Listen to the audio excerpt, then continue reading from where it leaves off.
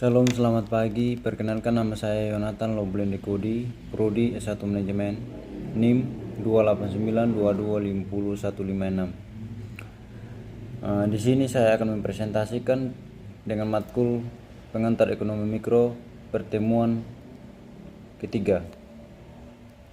Oke, kita nyimak video ini sampai selesai.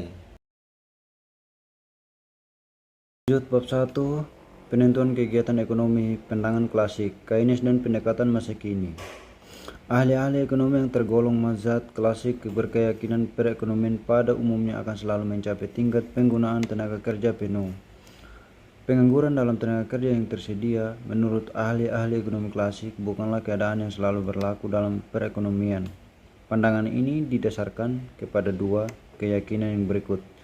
Yang pertama, fleksibilitas suku bunga dan tingkat harga akan menyebabkan keseimbangan di antara penawaran agregat dan permintaan agregat tercapai pada penggunaan tenaga kerja penuh. Kedua, fleksibilitas tingkat upah meredakan keadaan di mana permintaan dan penawaran tenaga kerja mencapai keseimbangan pada penggunaan tenaga kerja penuh. Lanjut, pandangan ahli ekonomi klasik. Pandangan ini didasarkan kepada keyakinan bahwa di dalam perekonomian tidak akan terdapat kekurangan permintaan. Apabila para produsen menaikkan produksi mereka atau menciptakan jenis-jenis barang yang baru, maka dalam perekonomian akan selalu terdapat permintaan terhadap barang-barang itu. Maka di dalam perekonomian pada umumnya tidak pernah berlaku kekurangan permintaan. Penawaran menciptakan sendiri permintaan terhadapnya atau supply create its own demand. Menurut pendapatannya, dalam setiap perekonomian jarang sekali terjadi masalah kelebihan produksi. Masalah kelebihan produksi apabila hal itu terjadi adalah masalah sementara. Lanjut, corak kegiatan ekonomi subsistem. Kebenaran pendapat ini tidak dapat disangkal dalam suatu perekonomian yang terdiri dari dua sektor di mana penerima pendapatan tidak menabung dan para pengusaha tidak menanam modal. Dalam masyarakat yang seperti itu, sirkulasi aliran pendapatannya adalah seperti yang digambarkan dalam gambar 3.1. Dalam perekonomian seperti itu dinilai produksi yang diciptakan sektor perusahaan akan selalu sama dengan nilai seluruh pengeluaran yang dilakukan oleh rumah tangga. Lanjut, untuk menghasilkan barang dan jasa, sektor perusahaan harus menggunakan faktor-faktor produksi. Seperti telah dimaklumi, seluruh faktor produksi itu berasal dari sektor rumah tangga. Oleh sebab itu, keseluruhan pendapatan yang diterima oleh faktor-faktor produksi yaitu gaji dan upah yang diterima tenaga kerja, bunga ke atas modal yang dipinjamkan, sewa yang diperoleh dari tanah dan harta, dan keuntungan perusahaan merupakan pendapatan sektor rumah tangga. Nilai seluruh produksi sektor perusahaan adalah sama dengan jumlah seluruh pendapatan yang diterima oleh faktor-faktor produksi. Lanjut, corak kegiatan perekonomian modern. Dalam perekonomian yang lebih maju, penerima pendapatan akan menyisihkan sebagian pendapatan mereka untuk ditabung. Tabungan ini akan dipinjamkan kepada para pengusaha dan mereka akan menggunakan tabungan ini untuk investasi, yaitu melakukan pembelian barang-barang modal. Investasi akan menambahkan jumlah barang-barang modal yang tersedia dan meninggikan kemampuan perekonomian untuk menghasilkan barang-barang kebutuhan masyarakat sebagai balas jasa kepada kesediaan para penerima pendapatan untuk menabung sebagian dari pendapatan mereka. Pengusaha akan membayar bunga ke atas seluruh tabungan yang disediakan oleh sektor rumah tangga. Lanjut, penentuan suku bunga. Mengapakah ahli-ahli ekonomi klasik berkeyakinan bahwa perubahan-perubahan yang dapat dengan mudah berlaku ke atas suku bunga akan menjamin terciptanya kesamaan di antara jumlah tabungan yang akan disediakan rumah tangga dan jumlah investasi yang akan dilakukan oleh pengusaha? Menurut pendapat mereka, yang keadaan seperti itu akan terjadi karena suku bunga menentukan besarnya tabungan maupun investasi yang akan dilakukan dalam perekonomian. Setiap perubahan dalam suku bunga akan menyebabkan perubahan pula dalam tabungan rumah tangga dan permintaan dana untuk investasi perusahaan. Kita lanjut faktor yang menentukan suku bunga. Kurva menunjukkan permintaan para pengusaha terhadap tabungan, rumah tangga atau keinginan pengusaha untuk melakukan investasi. Pada berbagai suku bunga, bentuk kurva itu adalah seperti yang terdapat dalam gambar 3.3 karena para pengusaha akan mengurangi permintaan terhadap tabungan rumah tangga apabila suku bunga tinggi, tetapi sebaliknya akan menambahkan permintaan mereka apabila suku bunga rendah. Pada tingkat keseimbangan ini, jumlah seluruh tabungan yang akan dilakukan oleh rumah tangga adalah sama dengan jumlah seluruh investasi yang akan dilakukan oleh pengusaha-pengusaha, yaitu sebesar 10 sama dengan SO. Pada tingkat keseimbangan ini, suku bunga adalah RO. Menurut ahli-ahli ekonomi, keadaan keseimbangan di antara tabungan dan investasi yang seperti ini adalah keadaan yang selalu terjadi dalam perekonomian. Kita lanjut faktor yang menentukan suku bunga. Kurva menunjukkan permintaan para pengusaha terhadap tabungan, rumah tangga atau keinginan pengusaha untuk melakukan investasi. Pada berbagai suku bunga, bentuk kurva itu adalah seperti yang terdapat dalam gambar 3.3 karena para pengusaha akan mengurangi permintaan terhadap tabungan rumah tangga apabila suku bunga tinggi, tetapi sebaliknya akan menambahkan permintaan mereka apabila suku bunga rendah. Pada tingkat keseimbangan ini, jumlah seluruh tabungan yang akan dilakukan oleh rumah tangga adalah sama dengan jumlah seluruh investasi yang akan dilakukan oleh pengusaha-pengusaha, yaitu sebesar 10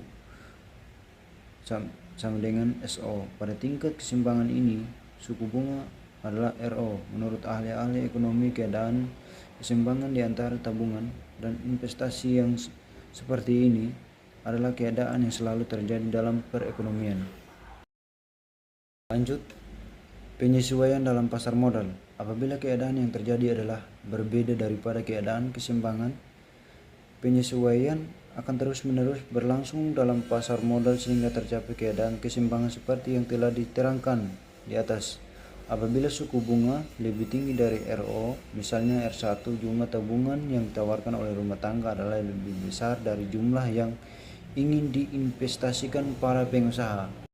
Lanjut, fleksibilitas suku bunga dan kegiatan ekonomi. Dimisalkan perekonomian melakukan kegiatan memproduksi sehingga mencapai tingkat penggunaan tenaga kerja penuh. Sebagai akibatnya, aliran pendapatan ke sektor rumah tangga atau YF adalah pendapatan pada penggunaan tenaga kerja penuh. Keadaan di pasar modal pada mulanya adalah bersifat keinginan untuk melakukan investasi dan meminjam modal digambarkan oleh kurva 10 dan penawaran tabungan SF. Maka pasaran modal akan seimbang apabila investasi 10 sama dengan suku bunga RO. Tabungan yang dilakukan oleh rumah tangga adalah SO sama dengan 10 dan pengeluaran rumah tangga adalah CO. Lanjut, fleksibilitas upah dan kegiatan ekonomi. Keyakinan ahli-ahli ekonomi klasik bahwa pada umumnya perekonomian akan mencapai tingkat penggunaan tenaga kerja penuh didasarkan pula kepada satu keyakinan lain, yaitu apabila terjadi pengangguran, mekanisme pasar menciptakan penyesuaian di dalam pasar tenaga kerja sehingga akhirnya pengangguran dapat dihapuskan. Oleh karenanya, pengangguran bukanlah suatu keadaan yang selalu terjadi dalam perekonomian. Di dalam analisis mereka, ahli-ahli ekonomi klasik berkeyakinan yang pertama, para pengusaha akan selalu mencari keuntungan yang maksimum. Yang kedua, keuntungan maksimum akan dicapai pada keadaan di mana upah adalah sama dengan. Yang ketiga, produksi fiksi marginal. Lanjut, penentuan tingkat kegiatan perekonomian. Disebabkan oleh kedua-dua keyakinan yang diterangkan di atas, yaitu satu, fleksibilitas suku bunga menyebabkan penawaran agregat pada penggunaan tenaga kerja penuh akan selalu sama dengan pengeluaran agregat, dan dua, fleksibilitas tingkat upah akan menyebabkan keuntungan maksimum akan dicapai apabila semua tenaga kerja digunakan. Maka ahli-ahli ekonomi klasik berpendapat perekonomian akan beroperasi pada kesanggupannya yang paling maksimum yaitu mencapai tingkat penggunaan tenaga kerja penuh. Lanjut, kemampuan sektor perusahaan dalam menghasilkan barang dan jasa sangat tergantung kepada jumlah dan kualitas faktor-faktor produksi yang tersedia dalam perekonomian tersebut. Dengan demikian, tingkat kegiatan ekonomi negara akan ditentukan oleh yang pertama, jumlah barang modal yang tersedia dan digunakan dalam perekonomian. Yang kedua, jumlah dan kualitas tenaga kerja yang tersedia dalam perekonomian. Ketiga, jumlah dan jenis kekayaan alam yang digunakan. Empat, tingkat teknologi yang digunakan. Kelemahan pandangan klasik. Telah dinyatakan dalam bab 1 bahwa teori mikroekonomi berkembang setelah Keynes menunjukkan kelemahan-kelemahan dari pandangan ahli-ahli ekonomi klasik mengenai penentuan tingkat kegiatan perekonomian negara. Sebagai alternatif, Keynes mengemukakan suatu pandangan lain mengenai proses penentuan tingkat kegiatan ekonomi dalam suatu negara. Sebagai alternatif, Keynes mengemukakan suatu pandangan lain mengenai proses penentuan tingkat kegiatan ekonomi dalam satu negara. Kritik Keynes terhadap pandangan klasik. Menyadari kelemahan analisis yang digunakan oleh ahli-ahli ekonomi klasik merupakan dorongan penting kepada Keynes untuk melakukan suatu pendekatan baru di dalam menilai pola kegiatan ekonomi masyarakat dan bagaimana tingkat kegiatan ekonomi dan tingkat produksi nasional yang dicapai ditentukan. Di dalam usahanya ini antara lain Keynes menunjukkan beberapa kelemahan dari pandangan ahli ekonomi klasik yang telah diterangkan sebelum ini. Lanjut, penentu tabungan dan investasi pandangan Keynes.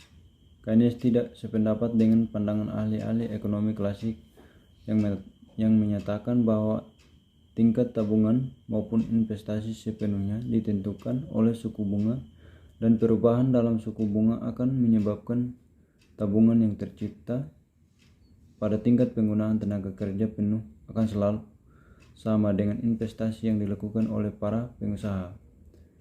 Penentu tabungan menurut Keynes, besarnya tabungan yang dilakukan oleh rumah tangga bukan tergantung kepada tinggi rendahnya suku bunga. Ia terutama tergantung kepada besar kecilnya tingkat pendapatan rumah tangga itu. Lanjut, implikasi dari perbedaan pendapat. Untuk menerangkan implikasi perbedaan pandangan klasik dan Keynes mengenai penentuan suku bunga terhadap penentuan kegiatan ekonomi, perhatikan kembali gambar 36. Misalkan perekonomian mencapai tingkat penggunaan tenaga kerja penuh pada pendapatan nasional sebesar YF, maka menurut Keynes tabungan adalah SF. Ini berarti pada tingkat penggunaan tenaga kerja penuh jumlah tabungan adalah tetap sebanyak SF. Jumlah ini tidak mengalami perubahan walaupun terjadi kenaikan atau penurunan yang besar dalam suku bunga. Keyakinan ini berbeda dengan pandangan klasik yang berpendapat SF dapat berubah nilainya.